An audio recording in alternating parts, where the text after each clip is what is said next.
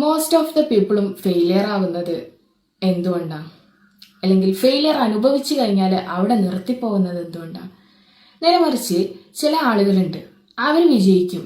കാരണം എന്താ പറയുക, അവർ തോൽക്കുന്ന സമയത്ത് അവരോട് തന്നെ ചോദിക്കുന്ന ഒരു ചോദ്യമുണ്ട്, what can I learn from this? എനിക്ക് എന്താണ് ഈ ഫെയിലിയറിൽ നിന്ന് പഠിക്കാൻ പറ്റിയത്?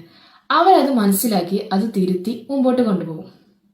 തന്നെ നോക്കുകയാണെങ്കിൽ ബൾബ് ഇൻവെന്റ് ചെയ്യാൻ വേണ്ടിയിട്ട് 10,000 ടൈംസ് ഫെയിൽ ആയിട്ടുണ്ട്. പക്ഷെ എന്നിട്ട് ആള് പറഞ്ഞ എന്താ, 10,000 വഴികളെ ഞാൻ കണ്ടുപിടിച്ചു, ഇതിലൊന്നും വർക്ക് ആവൂല ആണ് ഗ്രോത്ത് മൈൻഡ് സെറ്റ്.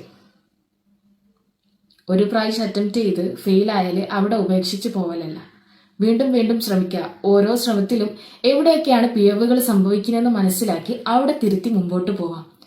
നമ്മളെ ബ്രെയിന് മസിൽ പോലെയാ, എത്രത്തോളം നമ്മൾ വർക്ക് ചെയ്യുന്നോ അത്രയും സ്ട്രോങ് ആവും. നമ്മൾ അത് ഉപയോഗിക്കാതിരിക്കുന്ന സമയത്ത് വളരെ വീക്കായി പോകും.